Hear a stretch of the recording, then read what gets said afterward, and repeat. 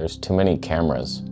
I don't have time for this. When I walk into a store, say I'm looking for shampoo, I don't need 35 different brands. All I need is horse urine in my hair and I'm good to go, thank you. So cameras, you're making too many options for me. We gotta rant a little bit about Sony, Fuji, and Canon, unfortunately, ruining our lives. All I want is the perfect camera. All I want is the perfect camera. Thankfully, I don't have to decide between your 100 cameras because I have the perfect camera ever made. Of course, there's enough done to ruin your village. Fuji GFX 100S in 1080p. Just throwing that out there. Canon 85mm 1.2 EF. You could do worse. So I got a comment the other day that spurred on this video. Is possible for Sony to reduce to about 4 cameras like how Steve Jobs used to Apple on one laptop, one desktop? And that made me look at Sony's lineup and I was like, wow, I see what you've done. And then I looked at Fuji's and I was blown away, and that recent XT30 III release, like what the hell was that? That was the first time a camera has been released where I didn't make a video about it because no one cared. There was a meeting, but no one cared about the meeting. All right, fellas, I was just reading the old Fujifilm catalog and I noticed that we don't make the XT30 anymore. What the hell happened there? That's stupid, let's bring it back. Boss, we already beat it. We made the XT40 and then the XT50. Where have you been? We haven't seen you around the office. We've already made the Mark IIs and IIIs. We're done with that line. Are we though? We could be the first to ever revive a line that seemingly skipped ahead. Oh, 30 to 40 to 50 to 30 Mark III. We'll be the first. Won't that just confuse our customers? They won't know what means what anymore. How can we go back in time to make a Mark III of something that was already up to? That's like your grandmother coming back to teach you like modern computer tech or something. No. Do you know nothing about marketing? God, Johnson, do I have to teach you everything around here? Look, I only know 2 things. 1, if you're on a Fuji camera, you're gonna be in focus. 2, life is weird. We don't have time to play around. If you have an idea, you run with it. Someone might get hurt, but someone might benefit. That's the joy of being here on Earth. You step on one guy to reach up to another. You help that guy. Yeah, sure, Johnson, you got hurt. You got stepped on a couple times. That's fine. Deal with it and move on. What percentage of that meeting was in focus? I'm guessing roughly 20 to 25%. Am I in the ballpark? That's good times. So let's first take a look at Sony. I made a little hierarchy graph and I will digitally display it for you at some point. You almost made sense. You had a real good system. A7S III for video, A7 IV for hybrid, A7R5 for super high megapixel. That makes sense on paper. You're not confused about the lineup until Sony confused it. So then you have the A1 that's like a mix of all. Like here's our super king that can do everything those can do, but better and more money, of course. And then underneath those 3 became smaller versions, which I'm not even mad at. ZBE1, it makes sense. A7C2 for the A7 IV. Confusing numbers, they don't line up because Sony's stupid at math. And A7R, C, R. See, technically, if you removed the A1, I would be like, you know what? You have 3 systems that all make sense, video, hybrid, photo, and then you have lesser, smaller, cuter versions of each of those 3 for less money. Kind of less, barely. Okay, cool. Then you threw a wrench into it, like a little Sony grip. You threw it. A9 III. Who are you, really? Like you're speedier than all of them, but you do nothing really much better. You have a global shutter, don't really care. Red cameras use global shutters and they're cool. Sony doesn't really know how to do that. So it's like, you're stupid. You're up there with the A1 II in that you should be discontinued. I wrinkled my notes. So the Sony line on paper kind of makes sense when you lay it out like that in the hierarchy. But when you go down to aps-c Sony, none of this hierarchy exists anymore. You have no such system. What you have is a flagship a6700, which does everything an a7S III does with crops and worse noise. Lighter, you're stupid. FX30 is that camera, same camera, only you lose your viewfinder, bigger, heavier body, not a lot gained. You might not overheat, no one cares. You did nothing. ZVE10, you're just a cheaper, worse version of the a6700 with way less specs, lighter, cheaper, okay, but like no longer do we have the photo, video, hybrid line. It's just random ass, it's like just money levels only. Higher cost, lower. And then stupidly, you have the a6400 and the 6100 existing for no reason whatsoever. They're lower tiered, no IBIS. You scare me. Now, I gotta be honest with you, that's actually not even bad what Sony's done, at least in the full frame. It makes sense. APS-C lost the plot completely, but whatever. Probably a different division of reptilians working on it. Now, when you go to Fuji, on paper, that's all the Fuji cameras available right now. And there's so many, but really, Fuji has 2 sensors. That's all of those are using basically 2 sensors.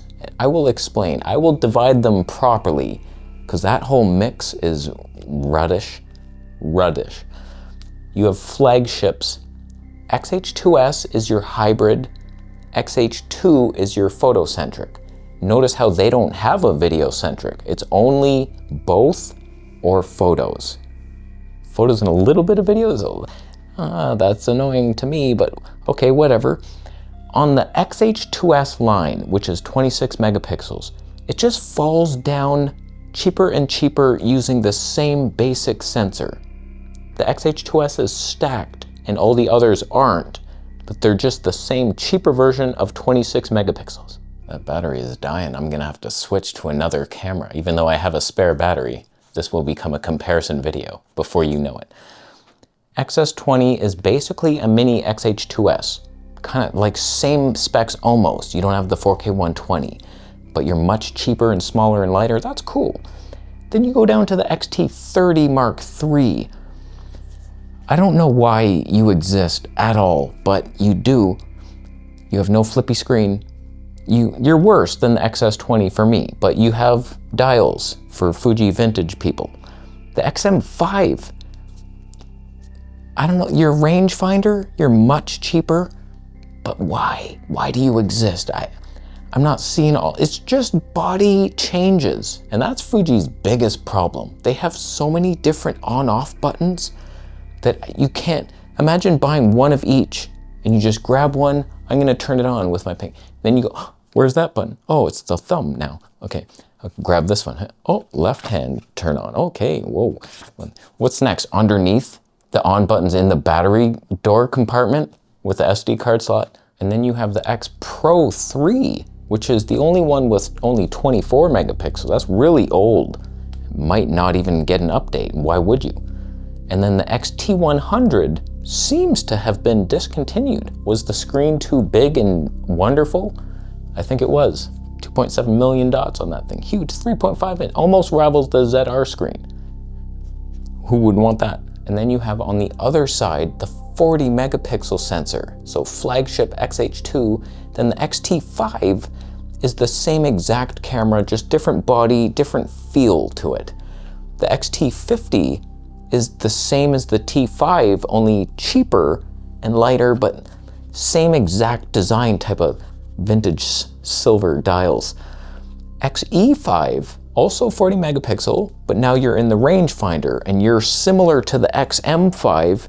You're crossing over and looking at your 26 megapixel brother. Same style, different flavors, too many options is what I'm seeing. The X100V is a fashion accessory, 40 megapixel, that's cool, but like that should replace the X Pro 3. Now I get that having different flavors of ice cream is fun. different body types. Like I don't like these dials. I like the PASM mode dial, even though it's on the left-hand side for some reason. Like I prefer PASM custom modes type of thing. I don't need these shutter speed dials. Always leave the shutter at 1/8000th and then I'm good to go. So I kind of get that different bodies could be fun, but to me, that would be a complete waste of my resources. If I was controlling a company, what I would be doing, I would have my video-centric line, 9 megapixels of course, just pure video. It could take photos and they'd be glorious high dynamic range photos, 9 mega, that's all you need. So like my super flagship, you wouldn't believe the specs, 4K 1000 frames per second, like nice heat, new copper stuff, that lightweight copper mixed with air. Beautiful. Then I have my hybrid option. We're not going above 24 megapixels. This is my like Z6 III type of thing. Hybrid, mostly video centric. So like we have our two lines, like one for photo and like, you don't need this high megapixel thing. I've never seen a photo where like, wow man, just really want to crop in. Do you mind if I crop in on that? If it's a human face, you want to crop in. You want this. This is 100 megapixels. Am I even in focus? Oh God, why'd you do that? And to complement my perfected line of video flagship and hybrid, really good at both, but this one has all the heat management, super high frame rates. This one's like very, like class leading still in our industry, but it can also take really good photos. We have those two, and then below those are the light, fun versions of those things. So like flagship bodies, and then two lighter ones, fun, just cute. Frickin' maybe even shrinking that sensor down. So like obviously the flagships are full frame. The little ones maybe 1 inch. 1 inch interchangeable mirrorless. Huh? Super light. 3D pop lenses, tiny little things. That's a system. And then it's not confusing. You walk into that store, the Sapphire store. Wow, what are these? Oh, there's 4 cameras. Oh, can you explain them to me? I just did, watch the video. So it's like, cool. But too many options is never a good thing, in my opinion, especially when you have, that was just 2 companies. We didn't even get to Canon, and I don't think I will. They have so many where I'm just like, you're not even differentiating anymore. Like your R5 II flagship does 8K. Now your R6 II is gonna do 7K. And they're basically 2 high megapixel machines, and everything Canon's doing now is that stupid C50 sensor doing 7K ridiculousness over sharpened clinical data. That's not a movie. It reminds me of the hellfire that is our world, where anything that is updated often just gets broken and worse.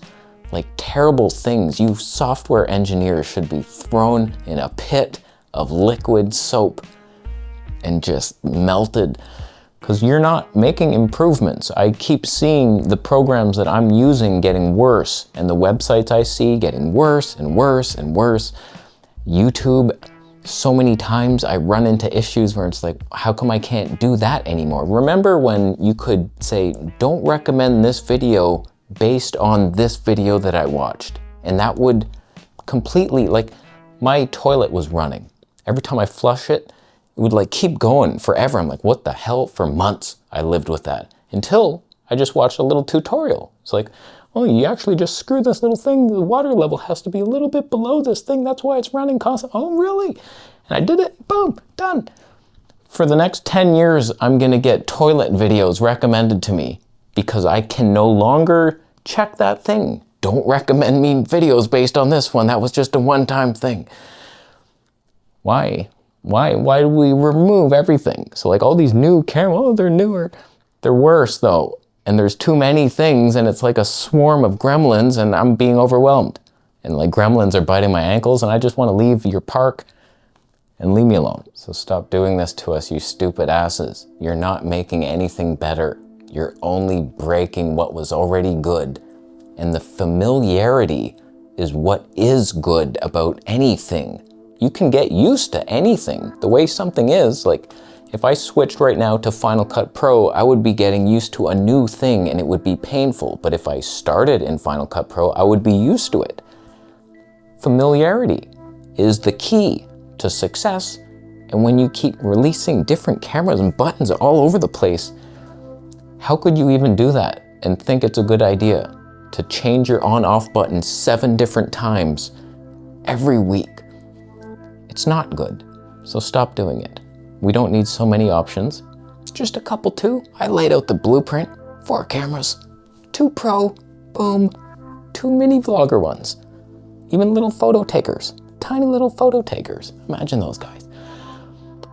Fuji won the cinema today. Battery apparently lasts forever and we will get no comparison today. So thank you. Do you agree? Too many options? What's the solution? I already laid it out. I will delete your comment if you come up with a better solution. And thank you for the Bitcoin donations. Your background is not blurry enough. I do not accept it. I was not in focus for that. I'm clipping on the cheek. Subscribe for more, man.